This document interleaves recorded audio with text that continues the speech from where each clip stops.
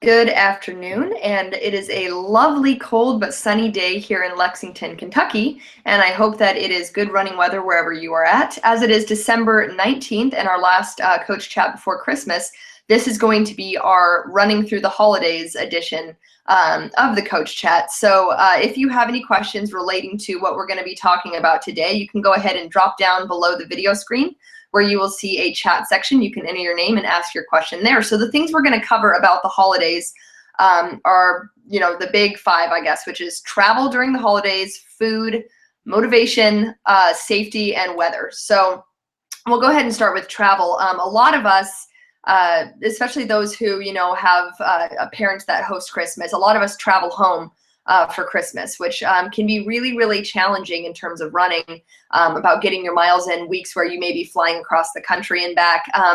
So here's some travel advice that I can give you. Now, for those of you who travel a lot, I have one athlete in particular who travels from Texas to St. Louis on almost a weekly basis. I think she would tell you, and I would definitely tell you, I fly probably twice a month myself.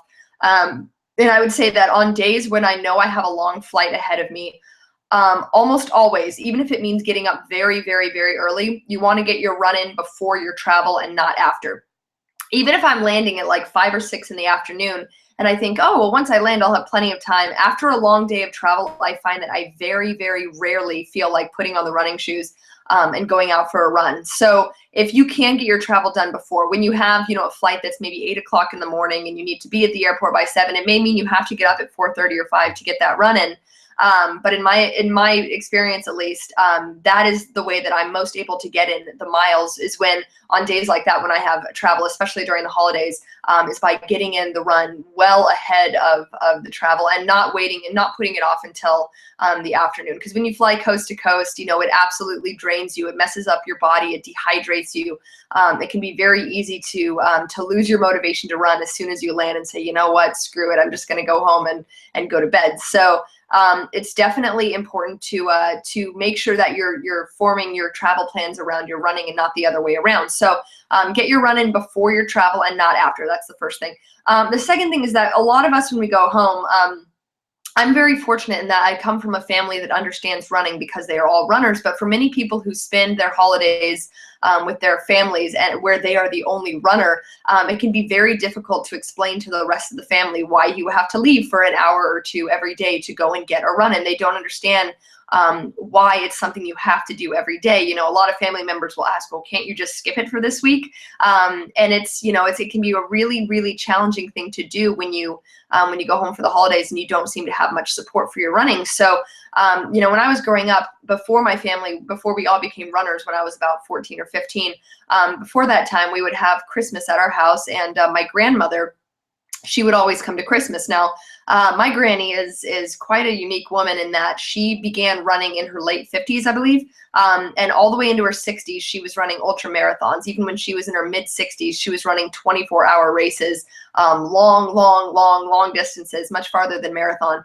And so she was an avid runner. And I remember being quite young and having her over for Christmas. And my dad in particular used to give her such a hard time because she would get up early every morning, put on her running shoes, head out the door, and she would run all around our little town.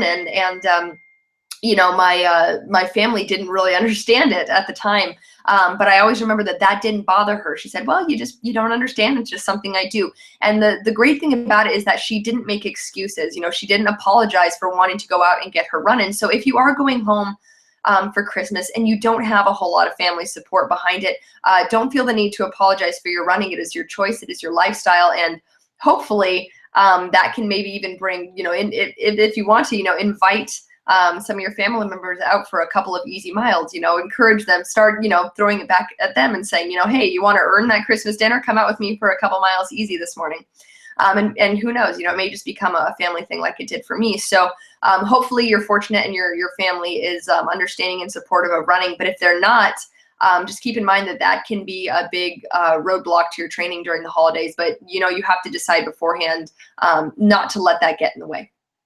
Okay, so that's about travel. Now about food, we shared a couple tips on the air last week that I'll go ahead and just cover real quick about.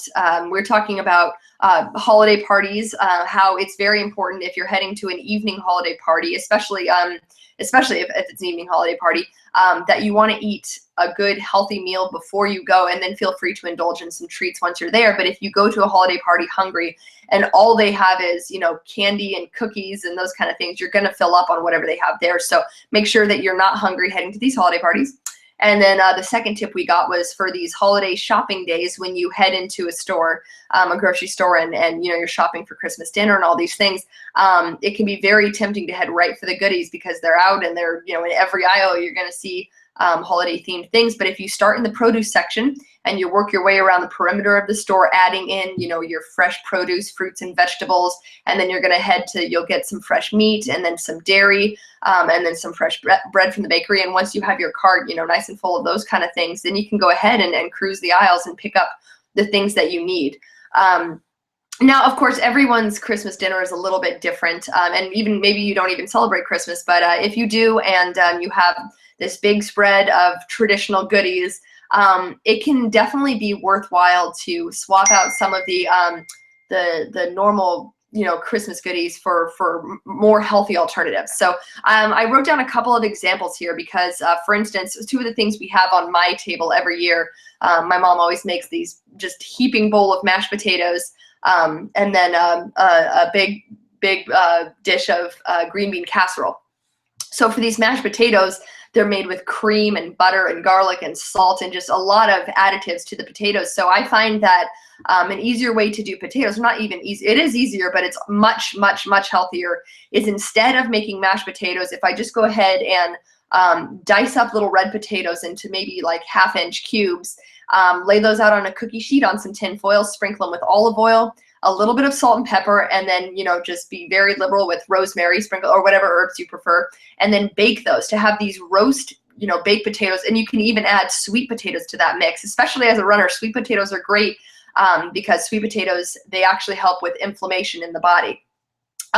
Tart cherry juice is another thing that does it. I'm learning all these things this week. But so if you want to do that, instead of having this big dish of mashed potatoes that comes with all of this really heavy dairy and a lot of salt that comes with it, then have roast potatoes instead. That's a much more runner-friendly, healthy version.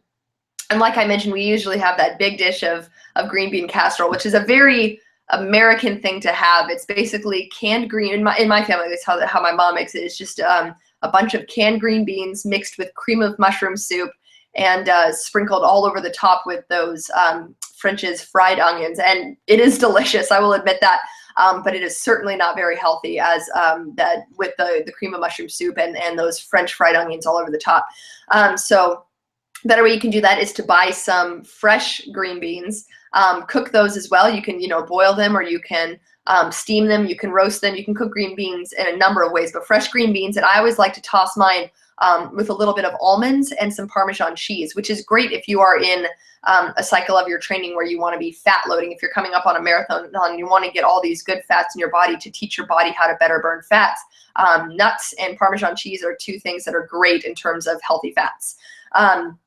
So again, roasted things versus mashed potatoes, and roasted or cooked or any type of fresh green beans with a less heavy sauce is a good way to do it. But I will say this, I think it's important to not, I can't overstate, it is, you know, it is the holidays, and there's definitely a time and place for everything. So, I mean, it is absolutely a time to indulge, and I completely understand that. It doesn't need to be perfect, but there are definitely ways to have more runner-friendly versions of what you're trying to make. So, so those are two to mine. If you have any of your own that you'd like to share with us, anything that maybe is a healthy alternative to a usual traditional, and you want to send that to my email this week, that'd be great. I can share it on the air next time. And that is sarah@runnersconnect.net.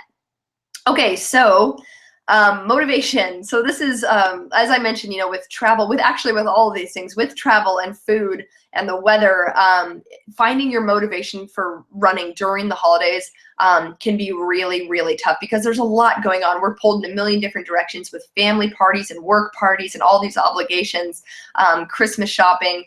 And it can be really, really tough to keep your motivation. So for me, the most motivating factor I have in my running is when I have a race on the horizon that I'm training for. I am very motivated to get my training in because that race is always at the front of my mind. It's always something that I'm thinking about. So what I like to do is, even for the holidays, and for most runners, even if it's a very low-key event, if it's a race, we are serious about it, and we show up on the starting line with the intent of yeah, sure, having a good time, but also putting forth a good effort. So what I like to do is I always like to look around and see, okay, well, when I'm home this week, is there any sort of fun 5K or 10K event, just something small that I can do? And in a lot of ways, this is great because it's very, very difficult to find time for speed workouts during this time because they take a lot of time and you have to find the right place to do it. And again, with the food and all of that, it can just be very, it's very easy to feel lethargic, want to stay in bed instead of going out and getting in a speed workout. But if you plan your speed workout for the week to coincide with this fun race, if you maybe post to your coach, say, hey, I see that there's a 10K this week and you wanted me doing a 5-mile tempo. That's pretty comparable. Can I go ahead and run that at this 10K event?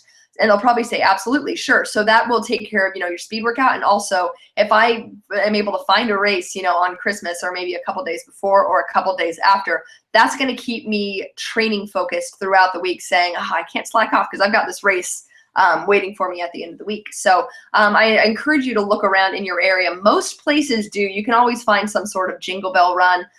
Something that has become increasingly popular in the States is the concept of a hangover run, which is basically on January 1st, the morning after New Year's. There is, an early morning race for those who are willing to, get up after only a couple hours of sleep or no sleep at all, depending on who you are, and head out and do a 5K run. It's always a blast to do. I definitely am very fond of the one that we have back home. But if you happen to be, I know it's rare, but if you happen to be traveling for New Year's, let's say you're heading to New York City, one of the best, I have to say, it's probably my favorite race that I've ever done in the country, is the New York City midnight run, and it's in Central Park, and it starts at midnight on New Year's. It is an incredible event because the entire time that you're running, this huge fireworks display is going off. It's absolutely amazing. And there's at the rest stops, they serve water, and then they also serve champagne.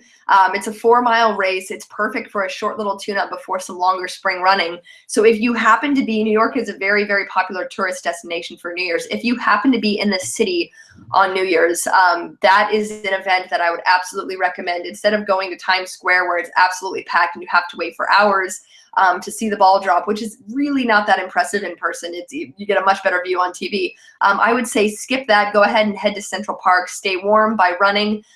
It's a race where a lot of people choose to take it seriously. There's some elites there, but there's also a big costume contest. I've seen someone dressed as a taco. I've seen all sorts of things at this race. I won't be there this year, but we're sending one of my teammates, and I absolutely recommend it if you happen to be in the city.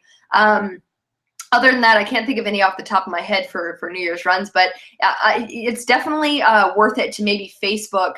Let's say you live in St. Louis and you have no idea what the running scene is like, or maybe just Google St. Louis running clubs, and then you can find a few different running clubs and see if they post a calendar of events. And I bet you there is something going on during the holiday season that you can plan your training around, because that's definitely a good way to keep it fun.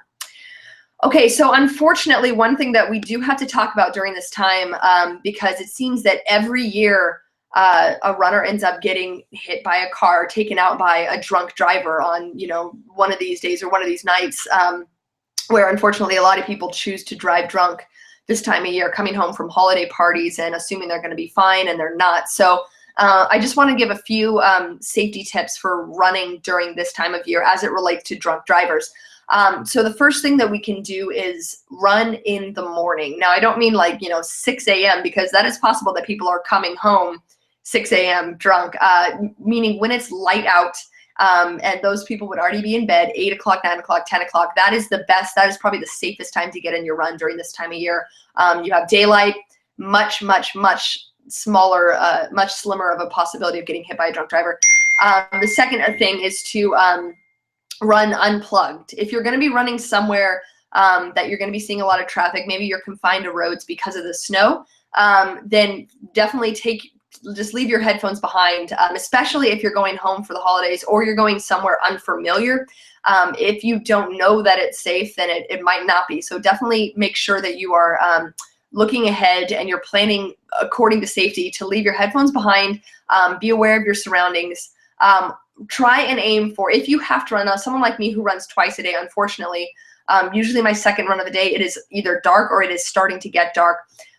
During those runs, I prefer to run in very low traffic or non-traffic areas. Obviously, when it's super dark out, it's difficult to run on a bike path because there's going to be no lights whatsoever. And if you don't have a headlamp, it can be absolutely dangerous. So I do run through neighborhoods, but I prefer to run through very, very low traffic neighborhoods where there's going to be plenty of street lights and I will see a car coming or hear a car coming behind me from a long, long ways away, sticking to the sidewalks versus the road. So one of the worst things you can do during this, I'll give you the worst possible scenario for running this time of year. That would be running at night with headphones on a road with no shoulder. That's just the worst. So do the opposite of all of that. Wear reflective clothing. Some people wear a road ID. I don't have one. I probably should because I know that they have saved lives before. You can order them online, roadid.com. They're just these little, it'll say all of your basic information, emergency numbers, all of that good stuff, and you can wear that with you in case you get hit by a car and you can't respond or something happens. You know, I had a friend who had a seizure out on a run. He had never had a seizure before. It just happened completely randomly, and so he ended up, you know, someone found him and identified him with his road ID, and they were able to take him to a hospital and call his mom and figure out you know, how to take care of him. So that can be a really good thing, especially if you have a history of that kind of thing. But this time of year, just use your brain. You know, don't dress in all black and head out for a run at night on New Year's because there's a pretty high possibility that there will be drunk drivers out, and you're an easy target if, you know, if that's the way that you're going to dress and if you're running that time of day. So just be safe, be careful, and hopefully we'll get through this year incident free. Okay, so in terms of the weather, there's a rule that I share all the time, but it's starting to get cold.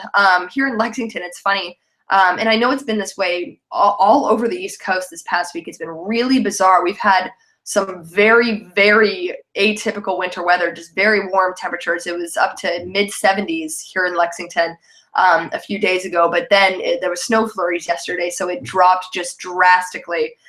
So if you're looking ahead to some colder weather, if you're traveling home, let's say your family lives in Winnipeg, you know, definitely go ahead and look ahead, make sure that you know what weather is coming so you can pack and dress accordingly for that. It can be really, tricky if you're not familiar with an area. If you're going to go somewhere new, go on vacation for Christmas, it can be really tricky to know what to pack. So the 15-degree rule is just, it simply states that when you head out the door, you should be dressed as though it is 15 degrees cooler than it is. For instance, if I head out the door and it's 50 degrees here, I want to dress as though it's about 65, which means 50 degrees is right around that limit where I would be maybe swapping out my tights or my shorts for tights. I would maybe want to wear some tights because your body's going to heat up about that much. So your body itself is not going to heat up 15 degrees, but it's going to heat up enough that you will feel as though it is about 15 degrees warmer outside than it actually is. So don't overdress, but also don't underdress. Wear layers so that you can shed. Now, when you see those really, really brutal temperatures, for instance, if you are someone who, you know, does live in Canada, layering properly is something that can be very important. So knowing what layers to wear, especially if it's wet. If it's 40 degrees and raining, you don't want to be wearing just a big, heavy cotton hooded sweatshirt. That's not going to do you any good. It's going to be drenched and very heavy by the end of it. So the general rule of thumb for if you have a day that is, let's say, wet or windy, or wet and windy, and if it's very cold, you want to be wearing something warm like cotton or fleecy as the bottom layer, and then over the top of that is when you're going to wear your waterproof windbreaker type light running jacket. So dress that softer, you know, that more fluffy layer on the bottom, and then cover that with the windbreaker. Because if you're going the other way around, it doesn't make any sense. So in terms of that outer shell is going to be breaking the wind, keeping the rain off you, but the inner shell is what's going to be keeping you warm. So that's the way to layer properly. That tip actually came to us from someone who hiked the Appalachian Trail from Georgia all the way to Maine, and had to learn how to adapt to the weather appropriately. So, so that's a good thing. But it's also, you know, it's definitely worth noting that if you're doing a long run, and you know, because I've made this mistake before. You know, it's been cold, but I'm headed out for 2.5 hours, so it could warm up during the run, and I've been stuck at the end of the run because I have on my sports bra and then this big fluffy sweatshirt. And if I take off the sweatshirt, it'll be too cold to run in the sports bra, so I have to leave it on and I get too hot. So wear enough layers that you could shed comfortably. And you should head out the door feeling a little bit cool. You shouldn't be toasty heading out the door. Okay, and if it is absolutely horrible weather, super, super, super cold, sub-freezing, sub-zero temperatures, the best thing that you can wear, having run for me personally, if it's under about 15 degrees, if it's lower than 15 degrees Fahrenheit, then I'm going to be I have a very light down jacket. It's a Reebok jacket that I have that it's not like a big fluffy down jacket. It's very thin, but it's filled completely with down. And that to me is the one thing that can keep me warm enough on those absolutely brutal days. And those days, it's especially important to keep your face covered with a balaclava or like a ski mask or something like that. For me personally, I have my husband, he used to snowboard, and so he has this really great sort of ski mask that has just the eyes cut out of it, and it's not a heavy material. It's not like knitted or like a sweater material. It's just a very light cotton material, and that to me is perfect because it allows me to breathe, but it still keeps my face protected from the elements, because you can get windburn, sunburn out in the snow. So make sure that you are dressing appropriately. And I know that it can be miserable to run in those temperatures. So for those of you who do live in places with really, really tough winters, I salute you. You guys are absolute troopers for being willing to train through something like that. So enjoy your holidays. I know this was a bit of a short broadcast, but that's all we have for today. If you have any questions or comments this week, feel free to log on to this Coach Chat page, scroll down to the bottom, you can enter a question, and that will go directly to my email, and I will answer that on the air, and we will be touching base again post-holidays. So I'll talk to you then.